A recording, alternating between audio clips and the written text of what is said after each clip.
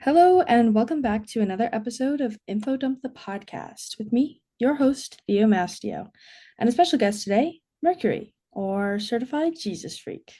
If you aren't clear on today's topic by the title, we're discussing DJing or disc jockeying. My dear friend here is a DJ based in New York City, right? New New Jersey. Jersey, right? Everybody always thinks New York City. No, it's Jersey. No, Jersey, Jersey. Well, for the folks listening at home, we met on Twitter, but then back then our their interest used to be in film, Mhm. and has switched now mainly to DJing and music. So, um, let's dive into the meat and potatoes. What everyone here wants to know. What is DJing? DJing is essentially just you're playing records, trying to like match up maybe different genres or different songs, different BPMs, or different like the same keys or whatever. It's Mhm. just making music flow for like a group of people to like enjoy, dance to, or maybe you want to like record it and like put it online for other people to listen to later. Mhm. It's just the art of like playing music for whatever purpose and seeing how we can like make it fit together. Okay, yeah, because what I imagine when I think of a DJ is like someone who's spinning two records and is like somehow making it like a mix of music together on the spot, but is that like in any way accurate? I mean, it's accurate. We kind of, it's no longer just like, putting two like vinyls on the turntable and kind of making them match. It's mostly, at least in my scene, it's mostly like USBs, digital files, stuff like that. Mhm. But there are people who like definitely do still spin vinyl, and they have a dedication to it that I just do not have the like will to have patience for. Yeah, no. So are your mixes done before the show? Uh, if I were like, I can like plan it out, put the songs in the playlist, and like, try to like Mhm. practice at home. Yeah, But usually, so far in practice, I've just like improvised it. right, Like there right. are certain songs that like I know go well together, so I can like replicate that. But usually, I try to like make it a little bit more fresh, kind of pick at will, and it may not gel as well because I'm just starting out. But it's also a lot more fun that way, and I feel like you like learn a lot more that way than just like going straight to off what you practice beforehand or like put into a mix beforehand. Okay, okay. So what got you into DJing in the first place? I've always liked these. I was like music, Mm, so that's kind of like the first proverbial step into it. yeah.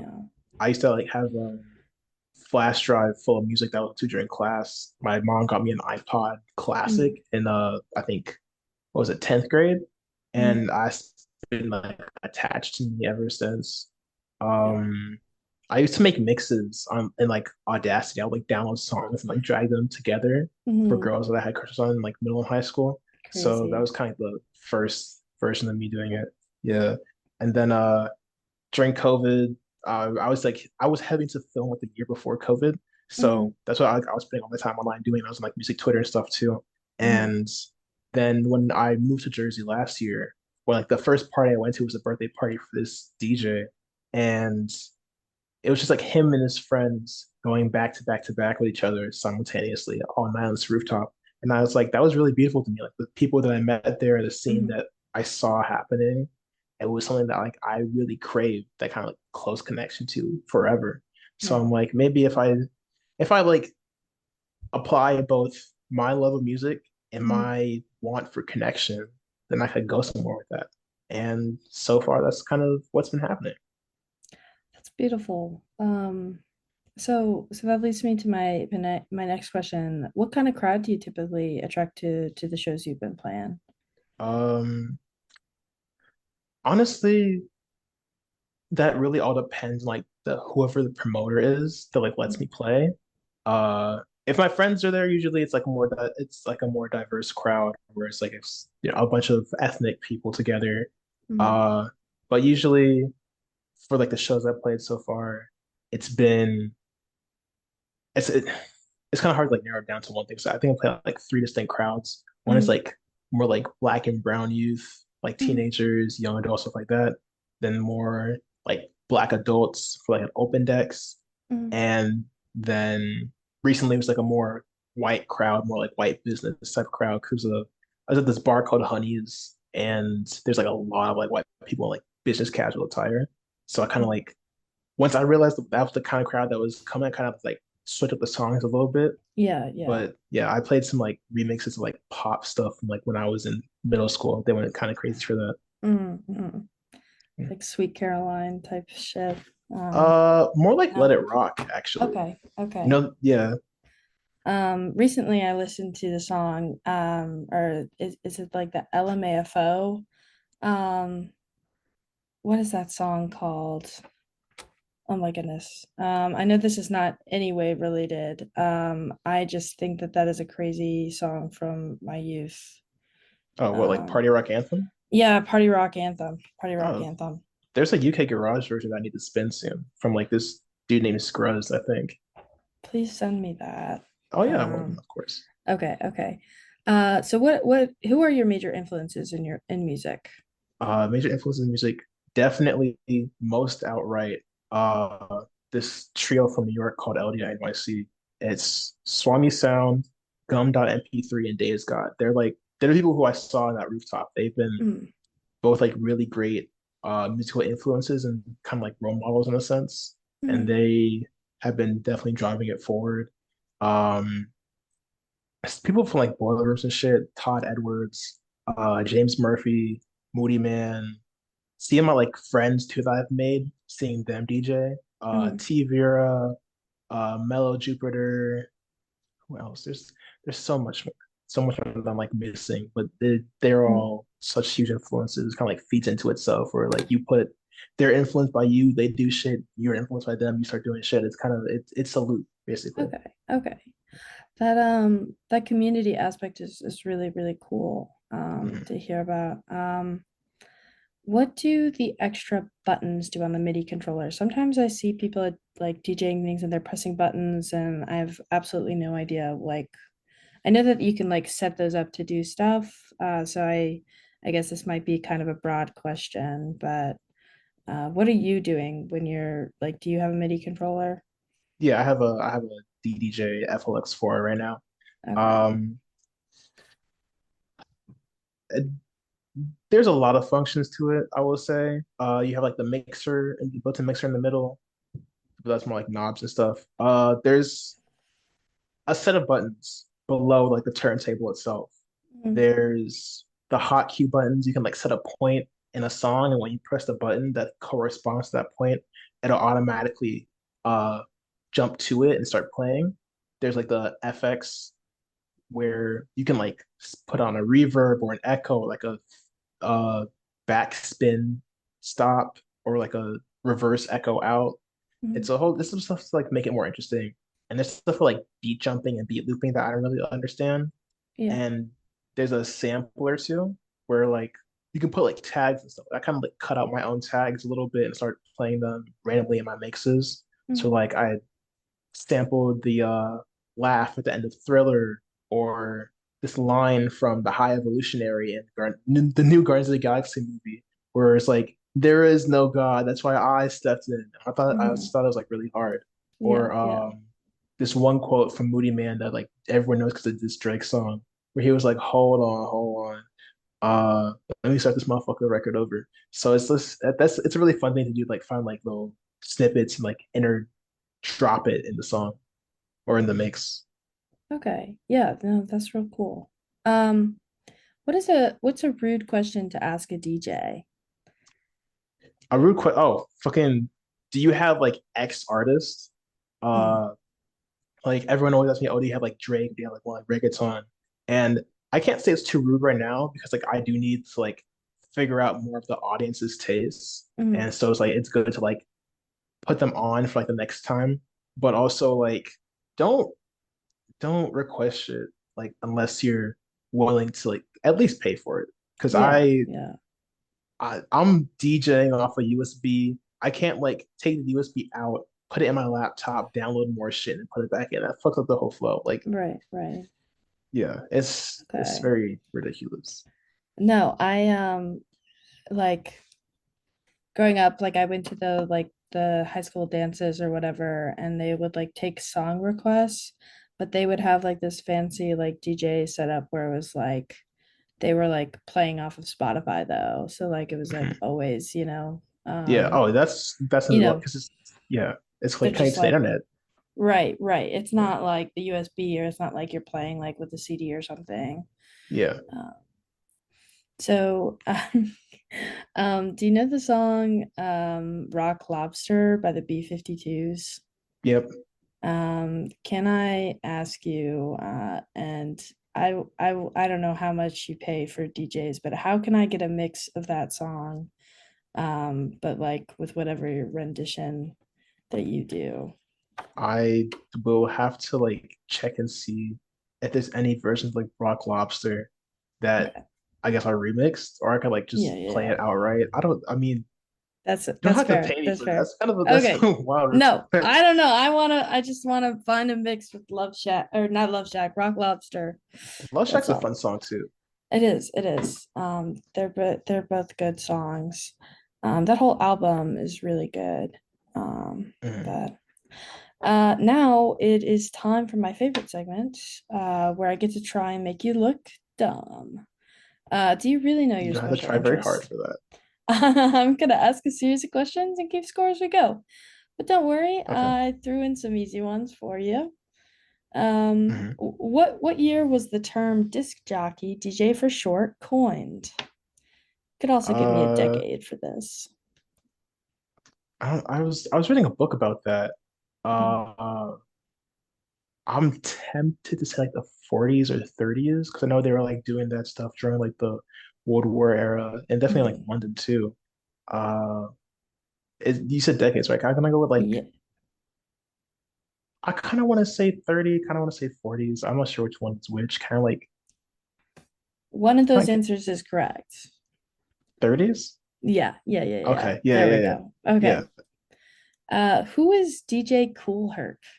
Oh, he was a Jamaican DJ, kind of invented rap or like yeah, invented like Hip hop. hip hop. He was like yeah, Jamaican. He was spinning in his cousin's backyard. I think that was kind Mhm. of the birth of hip hop. Yeah, I read a little bit about him. And and he like there's also like he used this it was like the use of two of the same like record to like elongate like the break or Oh yeah, like the instrumental piece of a song, I think. yeah. Which is cool. My next question for you is what is a MIDI controller? It's just a DJ controller that like connects to a laptop or computer of any sort, and has there's like a MIDI connection. So like aims for like DDJ stuff like that. Mhm. That's a MIDI controller or Okay. MIDI. Yeah, What is the first DJ set called, or if you can give me a general year it was produced? the first DJ set. Hmm, I don't know that. I don't think so. Because would it also wait? What do you mean by the first DJ set? So not like a set as in like, like a some music being played, but like as in like the piece that does the mixing and crossfading. The piece that does the mixing and crossfade. The Like it's uh like I'm trying to think of what it's called. Online it was just referring to it as a set. But like I would think of it as like um a very early version of a MIDI controller. like Um, the first turntable. it wasn't. Yeah, it was sort of like that. It's the in 1910 the Gaumont chronophone system was the first ever mixer and crossfader is what the chronophone. Okay, yeah, I didn't know that. I threw in a hard ball. I threw in a hard ball. Who created the scratching technique? Create the scratching technique. I'm assuming somebody from New York. Yeah, Is it also DJ Kool Herc? it's not. It's not. Okay, Me and this DJ share a name. damn. Um, Oh, what fucking like? Grand Wizard Theodore or something like that. Yes, Oh shit, yes. yeah, yeah. Grand Wizard Theodore. Yeah. And then what is the scratching technique? It's just kind of like I don't have the correct vocabulary for it, but Hmm. you have your hand on the record. You're kind of like moving it back and forth, so there are kind of scratches in sort of like a rhythmic way. You're also like sliding the crossfader up Hmm. and down a certain portion to like keep that scratch in and not like have it cut out completely. Yeah, yeah. Right, because it's like what I was reading online was just talking about like so that like people could hear the actual scratch, like Mhm. the way that the system um working. But thank you for going along with my evil plans. Mwah, ha ha ha ha ha. You're not that good That's at being evil, I'm not gonna lie. You're very you're like oh you're god like a damn it. marshmallow. Yeah, yeah, No. yeah. An evil marshmallow, a burnt You marshmallow. think you're the Stay Puft Man, but you're really just the Michelin Man. Fuck. Yeah. The marshmallows that are burnt like always have like the really gooey inside. I'm kind of Hmm. like that. Yeah. But this is the last part of the podcast. So it's time for you to info dump, as the name suggests. Tell me everything you know. Same thing. All right. Yeah. When you get a flash drive for DJ, you gotta make sure it's the right format because a lot of the when Days was first teaching me, I came in with like a hard drive and it wasn't formatted properly. Uh, it has to be usually what I go for. There's like a FAT32. That's the name of the I guess type of formatting that it reads, and you have to be cognizant of the files too. Because I first learned at Pirate Studios, they have the CDJ 3000, which is like top of the line Mhm, usually uh, DJing's hardware. mhm. But then when you go out to the board and like practice, nobody is going to have the exact same who's going to have the exact same turntable or CDJ. So you have So, to so do you bring you don't you're not bringing your own gear, are you, to each not place? always, not always. I Oh, haven't brought my own gear yet. It's just you got to make sure you have your flash drives. okay, okay. Yeah. So the CDJ 3000 has a whole bunch reads like a whole bunch of lossless and lossy files too.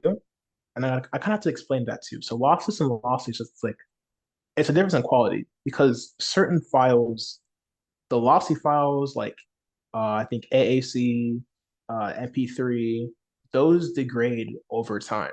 Mhm, So then there's the lossless files like ALAC, AIFF, FLAC, and WAVE that mhm. are perfectly preserved over time. Yeah. Those so you kind of have to like figure out.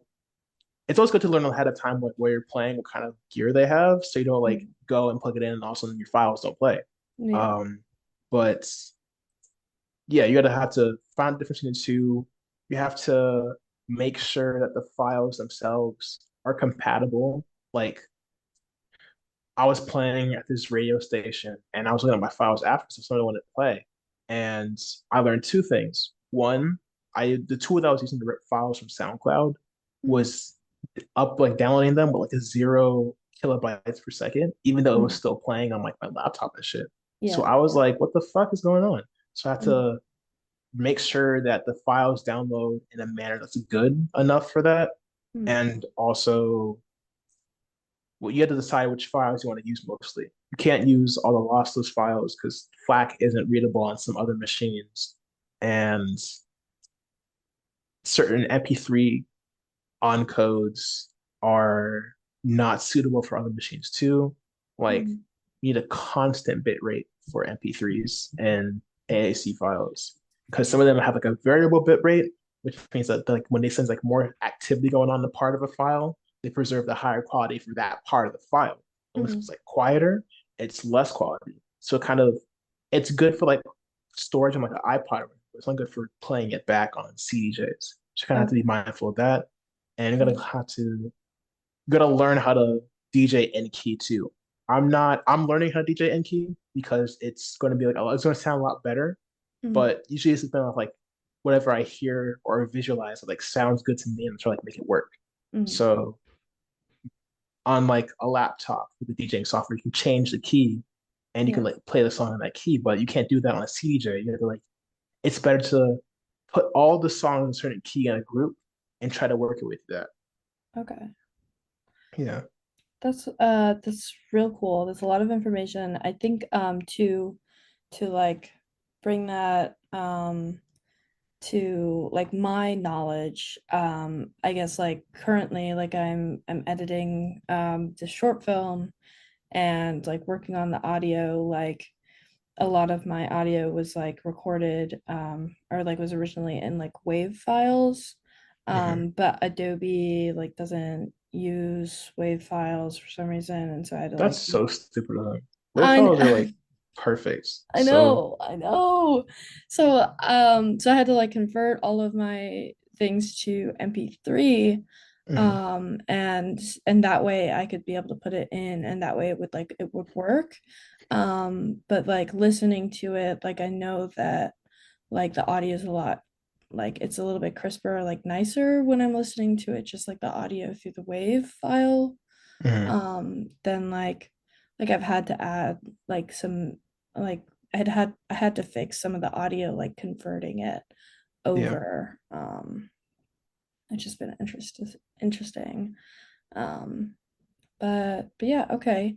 So I know that recently you've been working with this group called like Made in URL. Yep. Can you tell me more about that?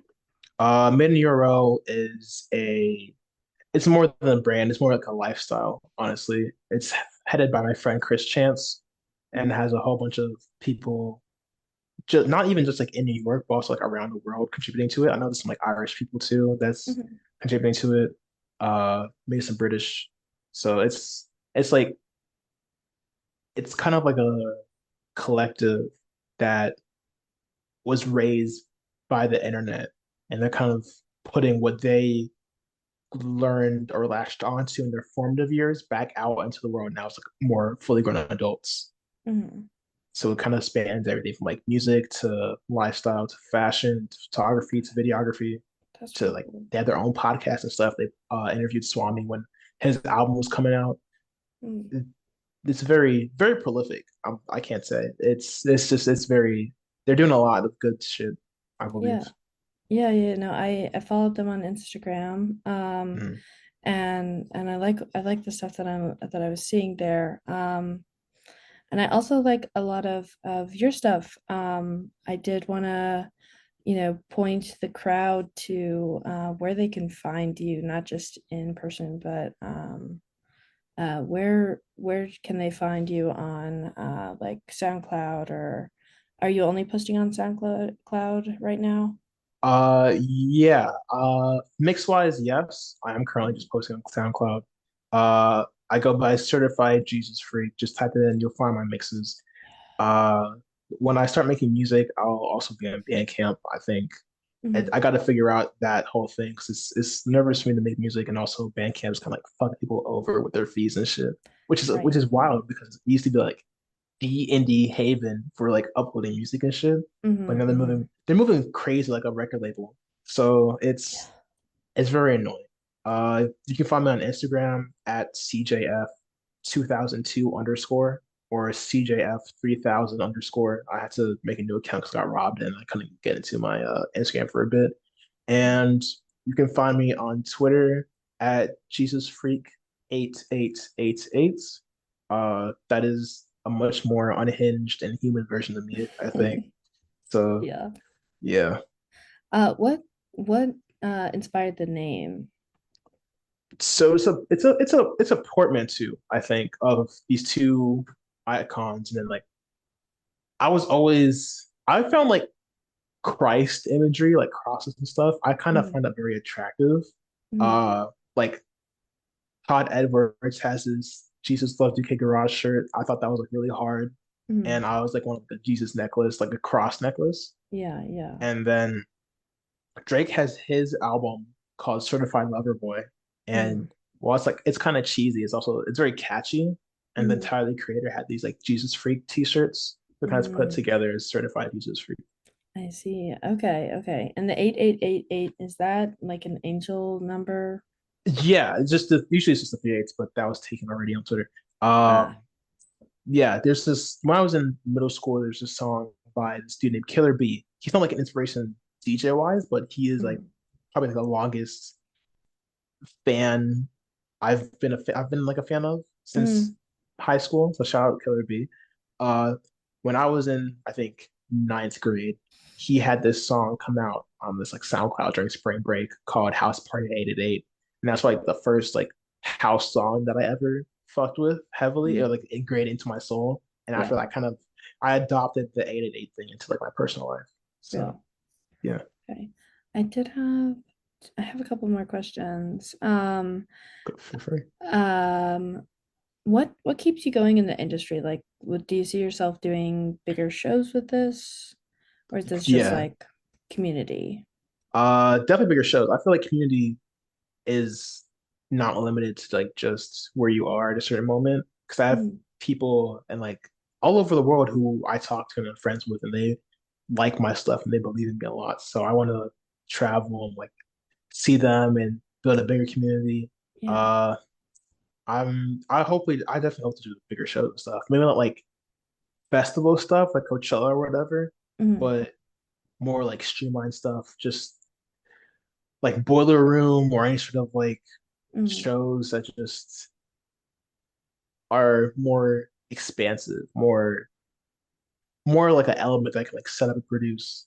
I've been seeing Salute, this I think Austrian DJ, on mm, tour for the past couple months, and he's been killing it. He looks incredible. yeah. Uh, he's having the time of his life. He was in Japan. He was here. I couldn't see it because he was elsewhere, and it was 21 plus. So Mm. I need to grow up. But his shows are always amazing. Mm. Uh, I watched his Boiler Room, and that was really like a formative moment for me. And then, yeah, there's like, I don't know, I just really like music a lot. And you can easily like get into DJing for the wrong reasons. I don't think Mm. I had the wrong reasons. I know it's risky. I know that like the investment usually isn't that high in return, but honestly, DJing to people and seeing them like fuck with me, nothing makes me feel more fulfilled or more satisfied in my life. So I, that's real. I think yeah. uh it's um oh, I guess I'm running out of time with Zoom here, but because of that, um I wanted to ask one last question, and that was for those who are like, just getting started or are really into music but don't know like what to do to start, where to go, or like, if it's even like worth it to learn, because like, I know you've got to get like a good amount of gear to like feel comfortable with doing that stuff or like be able to do more. What advice would you give to people who are like on the fence about like maybe starting to learn how to do DJ stuff or starting to learn how to make their own music? You really don't need a lot. You can set up from the simplest of rigs. Like all you need is speakers, uh, a controller, storage space, and like a laptop. You can really do anything from there.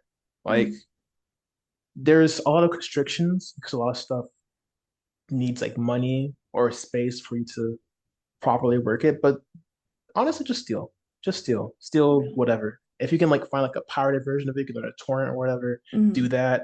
Uh, I will always like advocate for piracy on some level because everything that goes by capitalistic standards mm, is ultimately going to fuck you over. Like real. DSPs will fuck you over. Mm, Bandcamp's fucking people over. yeah. Subscription services, the stuff that like you really don't need a subscription service to. It's like a lifetime, Mm, like anything like any sort of like VST or whatever, any sort of like software that requires a subscription service is bullshit. Like yeah. it's just greedy. One time purchase, that's it. One time like crack download, that's really it. Yeah. Abandon your abandon your streaming services for Mm, sure. Uh, I fuck with SoundCloud now a lot because there's a lot more. It's definitely a lot more like user grown. mm, They're still doing some bullshit practices, but it's a lot more from the ground up, I think, than like Spotify or Apple Music or Tidal or whatever. Because Definitely. even there's all algorithm based. That's not how you find music anymore. You look and see and you hear what clicks with you and you collect based off that. And you hear Mhm. recommendations from other people. So like abandon your streaming services. They're all corrupt. They're all bullshit. They don't pay their artists very well. Uh Go onto Rate Your Music or Discogs or find compilations on YouTube Mm. or fucking learn to soul seek or go to like RE Check or anything like that and just download before they take their shit out because I've been noticing more and more it's like a crackdown that kind of stuff. Like Soap Right. Today is gone, fucking RBG.TO is gone. Mm. So it's really just do the shit today. Do it Yeah. today. Make sure you back your shit up. Archive it. Don't. And when I say archive it, I mean like don't just be like an archival account on Instagram. Like really archive the shit. Look into the cultures and whatever you're trying to do, Right. and form a community because that will always, I feel like, be better than whatever you find online. Uh, and just connect with real people, even if they're like digital, they're still real people in the sense. So make sure you form Yeah. those connections and just hunger down and do your shit. That's about it. Okay. Yeah, I think that's beautiful. And I'm in agreement. Pirate that shit. Hmm. Um, and and again, find that community. It's incredible. I know just like recently finding community has been very like, it's helped me be able to push forward in like my creative projects, because it's like Hmm. I've got this group of people like supporting me in what I'm doing too. And it's not separate. Like my art isn't separate from the community that I work with. But I wanted to thank you so much for coming on. Of course. And I will see everybody else next time, but to discuss horses. So Patriarchy. Rad. patriarchy. Patriarchy. Oh my Men and goodness. horses. Men and Yeah. horses.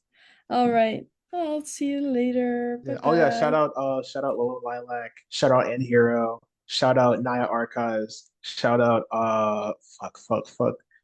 Oh, shout out Yes to Heaven. That's my ex coworker. Super Mhm. dope. Just shout out DJ E Skills. Shout out Sova. And Uh, what's your stuff again? Let's hear oh, that again. Certified Jesus Freak. Yeah. Yes. Okay.